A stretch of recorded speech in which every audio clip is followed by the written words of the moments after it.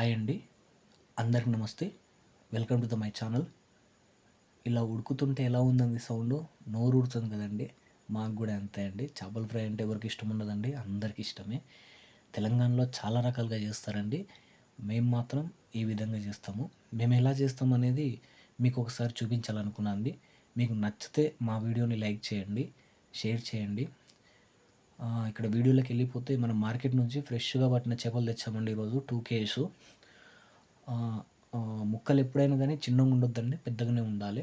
పెద్దగా ఉండడం వల్ల మనకు అడ్వాంటేజ్ ఏంటంటే విరిగిపోదండి. ఇట్లా ఫ్రై చేసుకున్న లాస్ట్‌కి రసంలో ఏసినా ముక్క విరిగిపోదండి. కలిపినప్పుడు కూడా చిన్నగా ఉందంటే అనుకోకుండా మనం కలిపామనుకోండి విరిగిపోతది. అదొక్కటి మీరు దృష్టిలో పెట్టుకొని మరీ పెద్దగా కాకుండా, మరీ తక్కువ కాకుండా మంచిగా బిర్యానీ పీసులు లెక్క ఉండేటట్లు చూడండండి. దానివల్ల మీరు డిఫరెంట్ చేపల ఫ్రై అనేది ఎక్స్‌పీరియన్స్ చేస్తారు. ముక్క చిన్నగుంటే చాలామంది మంచిగా ఉడుకుతది అనుకుంటారండి. చేప సెన్సిటివ్ కదండీ! ముక్క పెద్దగున్నా, చిన్నగున్నా మంచిగానే ఉడుకుతది. మేము మాత్రము ఫస్ట్ కర్రీ చేసే ముందు పీసెస్‌ని ఒక 50-60% ఈ విధంగా ఆయిల్‌లో ఫ్రై చేసుకుంటామండి. దానివల్ల ముక్క అనేది మంచిగా ఫ్రై అయ్యి ముక్క విడిపోదండి. రసంలో ఏసినప్పుడు విడిపోకుండా మంచిగా మనకి ఆ చికెన్ పీసులు లెక్క గట్టిగా వస్తుందండి. అదొక్కటి మీరు గుర్తుపెట్టుకోవాలి. మీరు ఈ విధంగా ఒక్కసారి ట్రై చేయండి. మీకు ఆ డిఫరెన్స్ అనేది 110% తెలుస్తది. మేము మాత్రం ఇట్లా చేస్తామండి. దీని తర్వాత ప్రాసెస్ ఏందంటే మనకి మీరు ముందుగానే మిక్సీ జార్‌లో యాలకులు, లవంగాలు, దాల్చిన చెక్క, కొన్ని మిరియాలు, జీలకర్ర, అనాస పువ్వు, ఆకు ఇవన్నీ తగిన మోతాదండి. ఒక్కొక్కరికి మసాలా ఎక్కువ ఇష్టం ఉంటది. ఒక్కొక్కరికి మసాలా తక్కువ ఇష్టం ఉంటదండి. ఘాటు ఇవన్నీ. మీకు ఎట్లంటే అట్లా బిర్యానీకి మీరు వేసుకుంటారు కదండీ! ఆ మోతాదులో వేసుకుంటే సరిపోతది. దాంట్లోనే మనకి ధనియాలు 2 స్పూన్స్ అండి. మళ్ళొక్కసారి చెప్తా. యాలకులు, లవంగాలు, ధనియాలు, జీలకర్ర, అనాస పువ్వు, ఆకు, మిరియాలు, సోంపు కూడా వేసుకుంటే మంచి సువాసన వస్తదండి. ఇవి వేసుకొని గ్రైండర్‌లో ఫస్ట్ పట్టుకోవాలి మెత్తగా. అదే గ్రైండర్‌లో మళ్ళీ మనం ఆనియన్స్ వేసుకోవాలి. అదే గ్రైండర్‌లో మనం ఎల్లిపాయలు వేసుకొని మనం ఇంతకుముందు బిర్యానీ మసాలా లెక్క చేసుకున్నది బిర్యానీ మసాలా లెక్క చేసుకున్నది ఉంది కదండీ! దాంట్లోనే ఆనియన్స్, ఎల్లిపాయలు ఈ 3 మెత్తగా పేస్ట్ లాగా పట్టి ఒక పక్కకు ఉంచుకోవాలి. అది కూడా మీకు ముందర నేను చెప్తానండి. ఒకసారి మీరు మర్చిపోవద్దని మాటికి చెప్తున్నా, ఏమనుకోవద్దండి.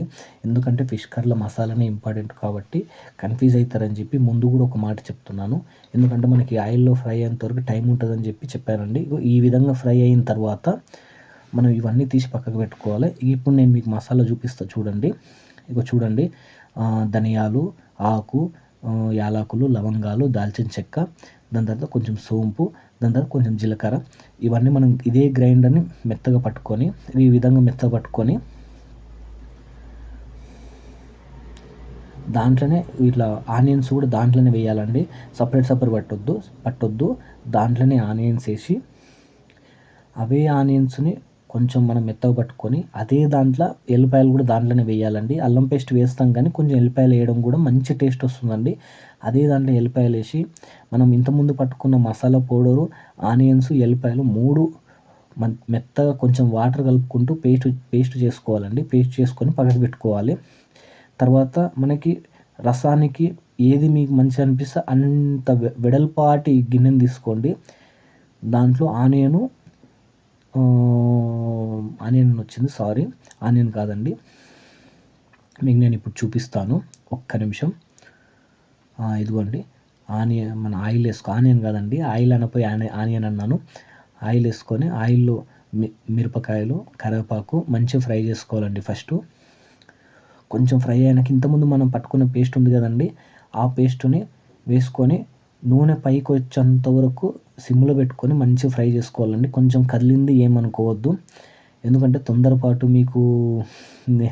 తొందరపాటు వల్ల కొంచెం కదిలింది, ఏమనుకోవద్దు. చూపిస్తాను. ఏమనుకోవద్దండి, కొంచెం కదిలింది.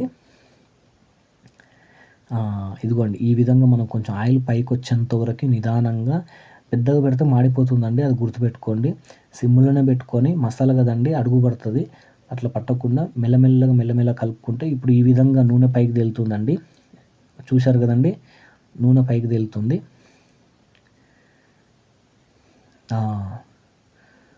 నూనె పైకి తేలుతుందండి చూడండి.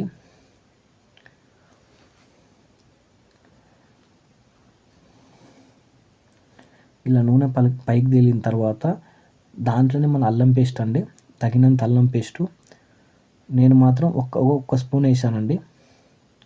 ఒక్క స్పూన్ వేసి అల్లం పేస్టు బాగా కొంచెం మగ్గేంత వరకు కలిపానండి. అల్లం పేస్ట్ మగ్గిందని తెలవడానికి చిన్న చిట్కా ఏంటంటే ఆయిల్ పైకి తేలుతుందండి. అల్లం పేస్ట్ మగ్గితే ఆయిల్ పైకి తేలుతుంది, అది ఒక్కటి గుర్తుపెట్టుకోండి. కొంచెం ట్రైపాడ్ కదిలిందండి, ఏమనుకోవద్దు. ఎందుకంటే మీకు నేను వీడియో మంచిగా అందించాలన్న ఉద్దేశంతో కొంచెం కన్ఫ్యూజ్ అయ్యానండి, అందుకే కొంచెం కదిలింది, అది ఏమనుకోవద్దు. ఇట్లా కొంచెం ఆయిల్ పైకి తేలిన తర్వాత మనకి ముందుగా నానబెట్టుకున్న చింతపండు ఉంటుంది కదండి, మీకు చింతపండు నేను మర్చిపోయానండి, సారీ. చింతపండు మీకు ముందుగానే నేను చెప్పాల్సింది.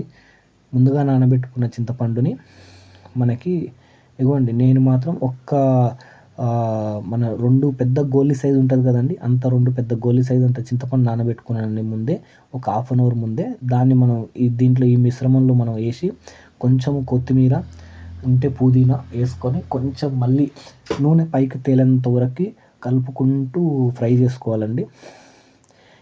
మొత్తం ఉండేది మొత్తం ఈ మసాలానేనండి. దీన్ని మనం ఎంత చక్కగా చేస్తే కూర అంత మంచిగా కుదురుతుంది, కర్రీ అంత మంచిగా మనకి వస్తుందండి. కూర అంటే మన తెలంగాణలో కూర, తొక్కు ఇవన్నీ అంటుంటారు కదండి, అట్లా వచ్చింది. తర్వాత మీకు ఎంత వాటర్ కావాలంటే కొంతమంది లైట్గా వాటర్ని ఇష్టపడతారు, కొంతమంది కొంచెం ఇంకా వాటర్ ఎక్కువ ఉంటే ఇంకా రసం మంచిగా ఇష్టపడతారండి. ఎవరు నచ్చినట్లు వాళ్ళు వాటర్ కలుపుకొని థిక్నెస్ అండి, మీకు నచ్చిన థిక్నెస్లో మీరు వాటర్ కలుపుకోవచ్చు. చూశారు కదండి, తగినంత ఉప్పు అండి. ఉప్పు వేసేసి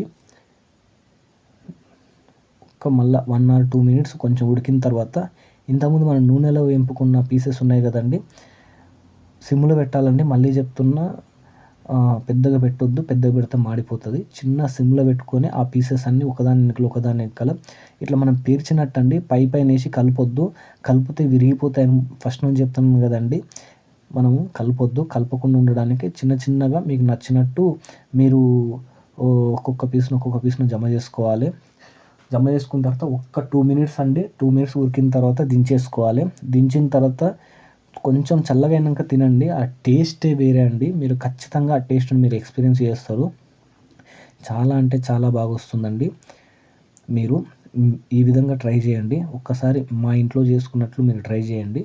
మీకు ఏ విధంగా వచ్చిందనేది కామెంట్ బాక్స్లో చెప్పండి. ఈ వీడియో ఏమన్నా కొంచెం అటు ఇటు అయ్యి కొంచెం మీకు ఇబ్బంది అయితే ఏమనుకోవద్దండి. ఫస్ట్ టైం కదండి, కొంచెము తడబాటు అయిపోయింది.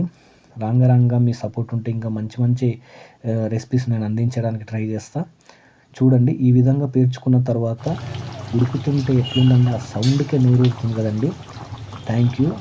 లైక్ చేయండి, ఫాలో చేయండి. నమస్తే.